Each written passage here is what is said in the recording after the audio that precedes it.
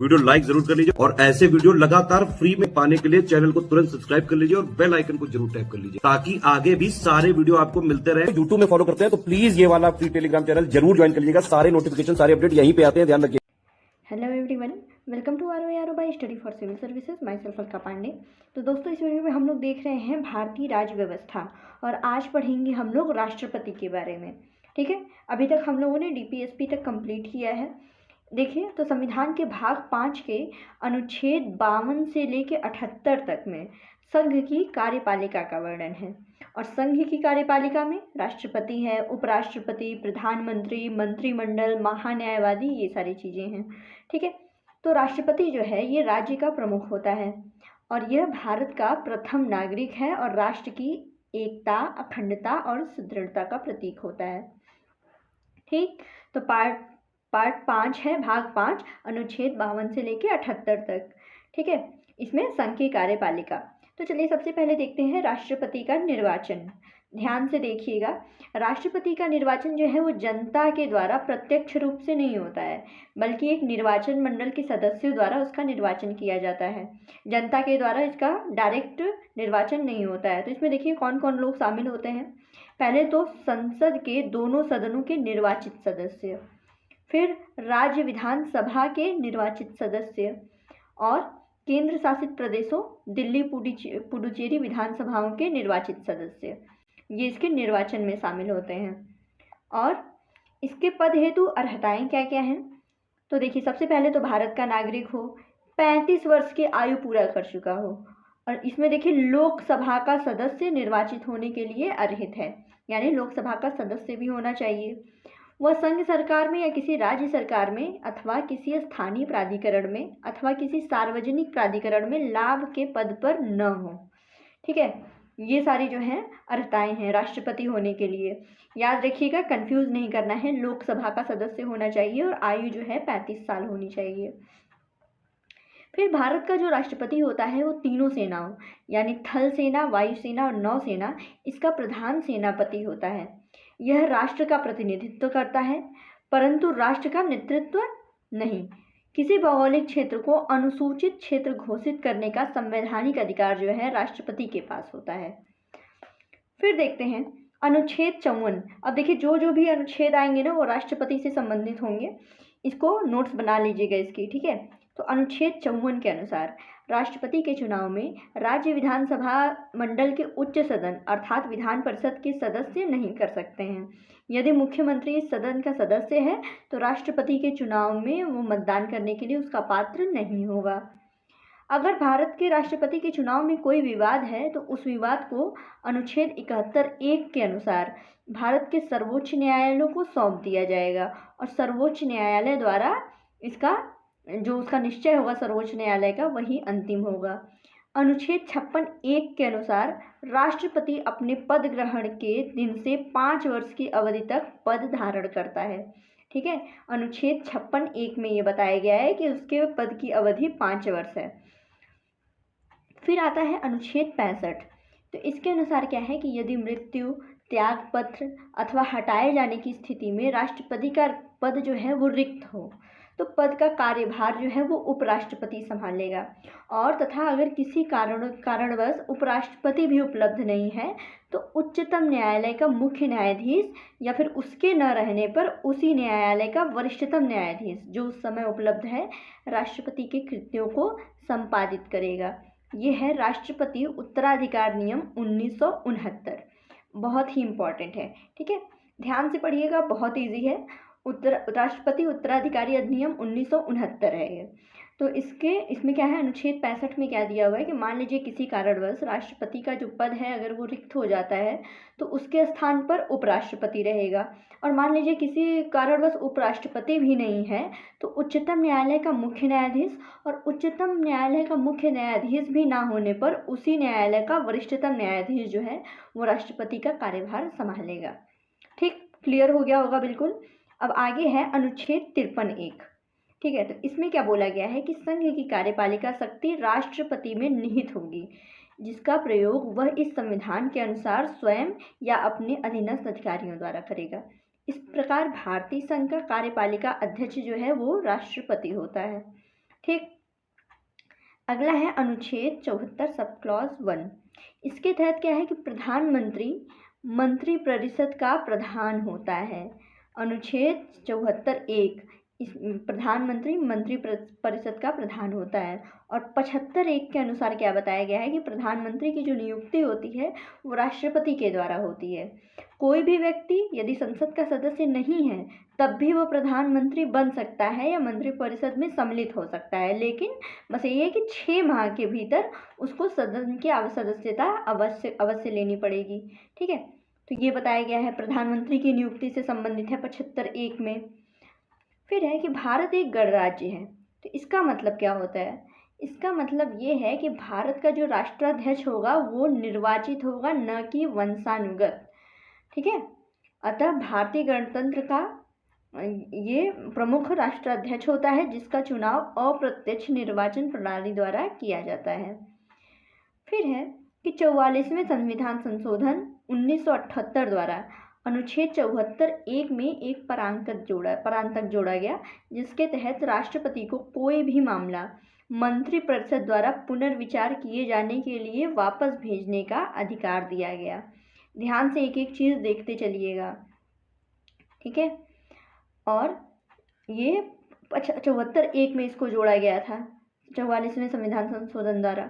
फिर अनुच्छेद 85(2) ख के अनुसार राष्ट्रपति लोकसभा को भंग कर सकता है, किंतु राष्ट्रपति की यह शक्ति अनुच्छेद 74(1) के अधीन है, अर्थात वह ऐसा केंद्रीय मंत्रिमंडल की अनुशंसा पर ही कर सकता है।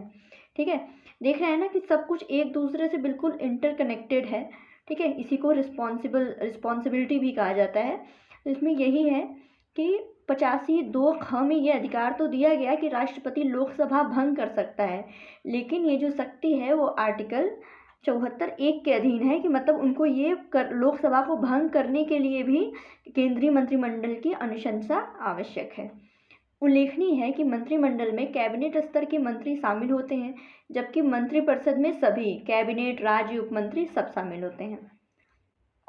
आगे देखते हैं, संविधान के अनुच्छेद 108 के तहत किसी विधेयक पर दोनों सदनों के मध्य गतिरोध की स्थिति में लोकसभा और राज्यसभा की संयुक्त बैठक राष्ट्रपति द्वारा आहूत की जा सकती है।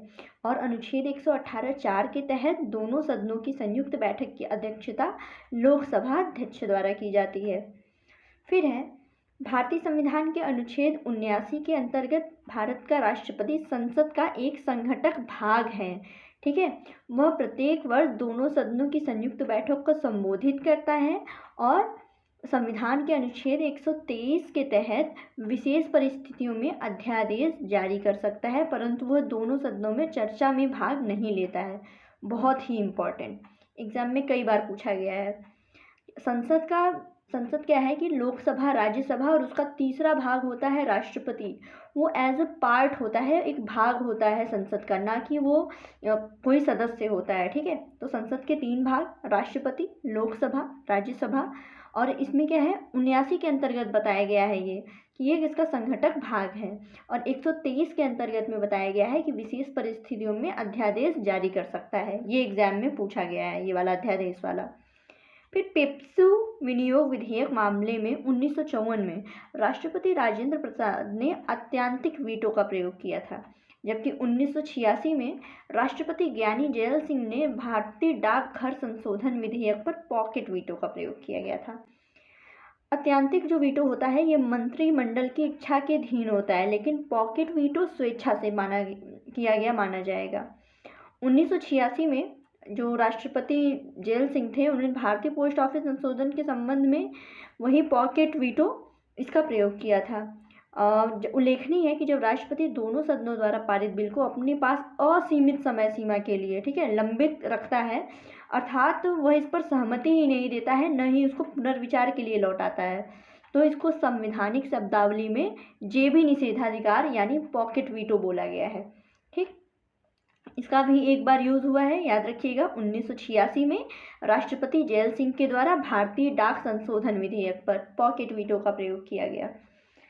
फिर है ये देखिए, अभी पहले हमने देख लिया था राष्ट्रपति के अध्यादेश जारी संबंधी नीति शक्तियाँ, ये अनुच्छेद 123 में। अनुच्छेद 280(1) के अनुसार वित्त आयोग के अध्यक्ष की नियुक्ति राष्ट्रपति द्वारा की जाती है। ठीक है, देखिए अभी तक आपको ये ध्यान दीजिएगा, जितना भी पढ़ाया जा रहा है राष्ट्रपति से संबंधित आर्टिकल ही पढ़ाया जा रहा है, इसलिए देखिए छोड़ छोड़ के पढ़ाया जा रहा है। उधर हमने 74, 75 देखा, फिर 79 देख लिया, अब आर्टिकल 123 देख लिया, अब 280(1) देखते हैं। हम लोग को पता है 280 क्या है, वित्त आयोग से संबंधित है। कुछ कुछ आर्टिकल होते हैं जैसे आपको आइडिया लगाना है, हम पूरे आर्टिकल तो याद नहीं कर सकते, बट हाँ कुछ कुछ आइडिया आप लगा लिए कि हाँ 76 वगैरह है, ये सब संघ से संबंधित है। फिर उसके बाद 123 है, अध्यादेश से संबंधित है। 280 जो है वित्त आयोग से संबंधित है। 324 इलेक्शन कमीशन से संबंधित है। 112 बजट से संबंधित है। तो मतलब ये सारी चीज़ें जो हैं, इससे क्या है, आपको थोड़ा आइडिया लगा रहेगा कि हाँ यहाँ से यार आप एलिमिनेट भी कर सकते हैं। तो चलिए फिर आगे देखते हैं। 280(1) के अनुसार वित्त आयोग के अध्यक्ष की नियुक्ति राष्ट्रपति द्वारा की जाती है। अनुच्छेद 239(क)(5) के तहत संघ राज्य क्षेत्र के मुख्यमंत्री की नियुक्ति राष्ट्रपति करता है और अन्य मंत्रियों की नियुक्ति राष्ट्रपति मुख्यमंत्री की सलाह पे करेगा। ठीक है, फिर आगे बढ़ते हैं। ये देखिए, योजना आयोग के उपाध्यक्ष की नियुक्ति प्रधानमंत्री द्वारा की जाती है। ऐसी छोटी छोटी चीज़ें इसमें बिल्कुल दी हुई हैं। अब आगे बढ़ते हैं। फिर है राष्ट्रपति संविधान के अनुच्छेद 76 के अनुसार महान्यायवादी, अनुच्छेद 148 के अनुसार नियंत्रक एवं महालेखा परीक्षक और 155 के अनुसार राज्यों के राज्यपाल की नियुक्ति करता है। ये एग्जाम में पूछा गया था। ठीक है, ये पूछा गया था कि हाँ ये किससे संबंधित है, बट हाँ याद रखिएगा कि महान्यायवादी, नियंत्रक एवं महालेखा परीक्षक और राज्यों के राज्यपाल की नियुक्ति राष्ट्रपति करता है। महान्यायवादी से संबंधित आर्टिकल है 76, नियंत्रक एवं महालेखा परीक्षक से संबंधित है 148, राज्यों की राज्यपाल की नियुक्ति से संबंधित है 155। अगला है अनुच्छेद 160 के अनुसार राष्ट्रपति आकस्मिक या असाधारण परिस्थितियों में राज्यपाल के कृत्यों के निर्वहन हेतु उपबंध कर सकता है। 164(1) के अनुसार राज्यों के मुख्यमंत्री का नियुक्ति का अधिकार राज्यों के राज्यपाल को है। ठीक है, फिर 143 में क्या है, राष्ट्रपति को विधि या तथ्य के व्यापक महत्व के प्रश्न के संदर्भ में उच्च न्यायालय से परामर्श की शक्ति प्रदान करता है। और संसद के सदनों को संदेश भेजना अनुच्छेद 86 के अंतर्गत राष्ट्रपति का अधिकार है, जबकि अनुच्छेद 72 क्षमादान की राष्ट्रपति की शक्ति, 123 अध्यादेश निर्गत करने की राष्ट्रपति की शक्ति और 143 उच्चतम न्यायालय से परामर्श करने की राष्ट्रपति की जो शक्ति है इसका उल्लेखन करते हैं। तो ये भी देखिए, अनुच्छेद 72 जो है क्षमादान की है, अनुच्छेद 123 जो है अध्यादेश निर्गत करने की, अनुच्छेद 143 उच्चतम न्यायालय से परामर्श की। ठीक, फिर आगे बढ़ते हैं। अनुच्छेद 124 खंड 4 के अनुसार सर्वोच्च न्यायालय के किसी न्यायाधीश को उसके पद से तब तक नहीं हटाया जा सकता जब तक उसके साबित कदाचार या असमर्थता के आधार पर ऐसे हटाए जाने के लिए संसद के प्रत्येक सदन द्वारा अपनी कुल संख्या के बहुमत द्वारा उपस्थित और मत देने वाले सदस्यों के कम से कम 2/3 बहुमत द्वारा समर्थित समावेदन राष्ट्रपति के समक्ष उसी सत्र में रखे जाने पर राष्ट्रपति उसे हटाने का आदेश जब तक नहीं दे दिया है। ठीक है, तो ये देखिए काफ़ी ज़्यादा जटिल प्रक्रिया होती है सर्वोच्च न्यायालय के न्यायाधीश को हटाने की। ये है अनुच्छेद 124 खंड 4 में। फिर है भारत के राष्ट्रपति को संविधान के तहत प्राप्त अधिकार औपचारिक, विधिक और संवैधानिक और नाम मात्र हैं। ठीक है, मेन जो अधिकार है वो तो प्रधानमंत्री के पास है। आगे है स्वतंत्र भारत के प्रथम राष्ट्रपति डॉक्टर राजेंद्र प्रसाद, वो संविधान सभा के अध्यक्ष भी थे और बिहार राज्य से थे। ठीक है, और भारत के व्यक्ति अनुसार चौथे राष्ट्रपति वीवी गिरी थे। ठीक है, जिसमें राजेंद्र प्रसाद लगातार 3 अवधि तक वो रहे हैं और चौथे नंबर पे वीवी गिरी। फिर उसके बाद है एन संजीव रेड्डी सर्वसम्मति से निर्विरोध भारत के राष्ट्रपति चुने जाने वाले एकमात्र व्यक्ति हैं। ठीक है, एन संजीव रेड्डी, ठीक है, निर्विरोध चुने गए थे। ये इनका कार्यकाल 1977 से 1982 था। फिर जो दूसरे राष्ट्रपति थे डॉक्टर सर्वपल्ली राधाकृष्णन, इनको दार्शनिक राजा और दार्शनिक शासक के रूप में जाना जाता है। ठीक है, और वीवी गिरी चौथे राष्ट्रपति, ये ट्रेड यूनियन आंदोलन से संबंध रहे और 2 बार अखिल भारतीय ट्रेड यूनियन कांग्रेस के अध्यक्ष भी रहे हैं। 11वें राष्ट्रपति डॉक्टर APJ अब्दुल कलाम थे, जिनको मिसाइल मैन की संज्ञा दी गई है। जस्टिस M हिदायतुल्ला, ये कार्यवाहक राष्ट्रपति के रूप में इन्होंने कार्य किया है। जस्टिस M हिदायतुल्ला, इसमें कुछ चीज़ें कि जैसे किसको निर्विरोध चुना गया, किसने कार्यवाहक राष्ट्रपति के रूप में काम किया, ये सारी चीज़ें बिल्कुल याद रखिएगा। बाकी वो क्वेश्चन तो पुराना हो गया कि पहले राष्ट्रपति कौन थे, सबसे ज़्यादा बार राष्ट्रपति कौन थे, ये सारी चीज़ें पुरानी हो गई हैं। ये अब 19 जुलाई 2007 को भारतीय गणतंत्र के 13वें राष्ट्रपति चुनाव संपन्न हुए। 25 जुलाई 2007 प्रतिभा पाटिल ने व्यक्ति के अनुसार देश में 12वें राष्ट्रपति के रूप में शपथ ग्रहण किया। ठीक है, देखिए संविधान की 5वीं अनुसूची के पैराग्राफ 6 में अनुसूचित क्षेत्रों से संबंधित निम्नलिखित प्रावधान है। पहले तो राष्ट्रपति के आदेश पर किसी क्षेत्र को अनुसूचित क्षेत्र घोषित अथवा विस्तारित किया जा सकता है। फिर किसी भी समय राष्ट्रपति के आदेश पर अनुसूचित क्षेत्र के संपूर्ण अथवा विशिष्ट भाग को प्राप्त किया जा सकता है और राज्य के राज्यपाल की सहमति से राज्य के अनुसूचित क्षेत्रफल को बढ़ाया जा सकता है। ठीक, डॉक्टर जाकिर हुसैन के बारे में देख लीजिए। ये बिहार के राज्यपाल थे तथा भारत के उपराष्ट्रपति, और जब इनकी मृत्यु हुई थी 1969 में तो ये भारत के राष्ट्रपति थे। राष्ट्रपति VV गिरी, राष्ट्रपति निर्वाचन में भ्रष्ट आचरण के आरोप में विवाद की सुनवाई के समय सर्वोच्च न्यायालय के न्यायाधीश SM सीकरी की अध्यक्षता वाली पीठ के सम्मुख उपस्थित हुए थे। ठीक है, और ब्रिटिश वास्तुकार एडविन ल्यूटियंस राष्ट्रपति भवन को इन्होंने डिज़ाइन किया था, ये याद रखिएगा, मोस्ट इम्पॉर्टेंट है। और यह भवन भारत के राष्ट्रपति का सरकारी आवास होता है और 1950 तक इसको वाइसराय हाउस कहा जाता था, एडविन ल्यूटियंस। अब चलिए एक चीज़ गो थ्रू हो लेते हैं जल्दी जल्दी। राष्ट्रपति से संबंधित अनुच्छेद बहुत ही ज़्यादा इम्पॉर्टेंट है। सबसे पहले शुरू करते हैं 52वां, भारत के राष्ट्रपति। 53 नंबर पर संघ की कार्यपालिका शक्ति। 54 पे राष्ट्रपति का चुनाव। 55 पे राष्ट्रपति के चुनाव का तरीका। 56 पे राष्ट्रपति का कार्यकाल। 57 पुनः चुनाव के लिए अर्हता। 58 राष्ट्रपति चुने जाने के लिए योग्यता। 69 राष्ट्रपति कार्यालय की दशाएं। 59 ये है 60 राष्ट्रपति द्वारा शपथ ग्रहण। 61 राष्ट्रपति पर महाभियोग की प्रक्रिया, इम्पॉर्टेंट। फिर है 62 राष्ट्रपति पद की रिक्ति की पूर्ति के लिए चुनाव कराने का समय। फिर 65 पे है उपराष्ट्रपति का राष्ट्रपति के रूप में कार्य करना, ये इसमें बताया गया है। फिर है इसके बाद 71 में है राष्ट्रपति के चुनाव से संबंधित मामले। 72 में है राष्ट्रपति के क्षमादान, इम्पॉर्टेंट, क्षमादान इत्यादि की शक्ति और कतिपय मामलों में दंड का स्थगन, माफ़ी अथवा ये सब कम कर देना। 74वां नंबर है राष्ट्रपति को सहायता सलाह देने के लिए मंत्रिपरिषद। 75 नंबर पे है मंत्रियों से संबंधित प्रावधान जैसे नियुक्ति, कार्यकाल, वेतन। 76 नंबर इम्पॉर्टेंट, भारत का न्यायवादी। फिर 77 नंबर पे भारत सरकार द्वारा कार्यवाही का संचालन। 78 पर राष्ट्रपति को सूचना प्रदान करने से संबंधित प्रधानमंत्री के दायित्व इत्यादि।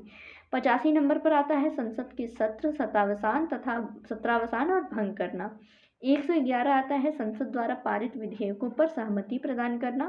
112 संघीय बजट यानी वार्षिक वित्तीय विवरण, ये याद रखिएगा, ये जो बजट शब्द है ये हमारे संविधान में नहीं है, ठीक है, मेंशन नहीं है, वो तो हम बोलते हैं, हमारी बोलचाल की भाषा में है।